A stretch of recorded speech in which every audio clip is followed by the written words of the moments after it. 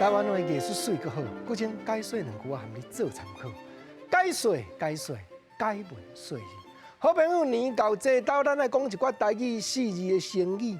讲到这句年到这斗，年要到啊，讲年到就好啊，咱搁斗一个这斗。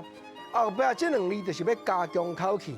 这落咧台语4字的成语满满是。国情毋是干那一句。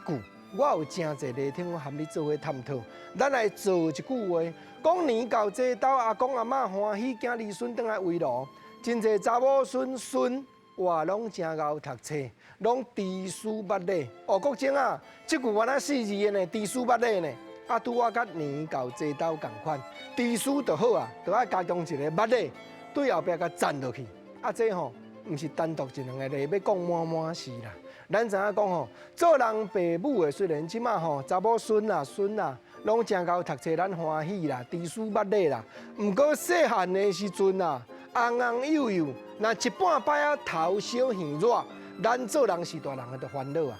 讲到即句头小耳热，这原来4字的呢，原来头前后壁两字拆开呢，原来后壁这两字来加强口气呢，无毋对啊，都头小就好啊，就爱加讲一个耳热，这要表示啥？表示加强说明即句的意思嘛。有的爸母吼，看到囝儿孙啊安尼头小耳热，敢若烦恼，敢若安尼撞甲头晕目暗。对，头晕目暗，原来4字的成语，头晕就好啊，就爱加一个目暗。哇，这固定的，国情贴出来，发觉讲吼，即落咧真正足济，真正4字贴出2字，后壁2字咧表达加强，搁有无？有啦，哪会无？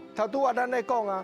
讲头小耳热，爸母操心八百，当然人生烦恼的代志足济，互你操心无大紧，就爱搁八百，连百都甲八开，表示啥？表示真正操烦啦。所以这2字八百是咧加强口气，加强形容啦。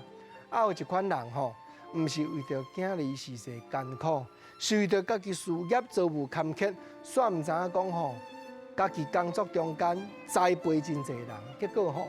咱共栽培，人拢来甲咱反背，所以操心八百，为着社会真侪无情无义的人伫咧忘恩背义。国情啊，你讲忘恩搁背义，原来共款的4字贴做2字的呢，无毋对。这台语的成语真正艺术，真正趣味。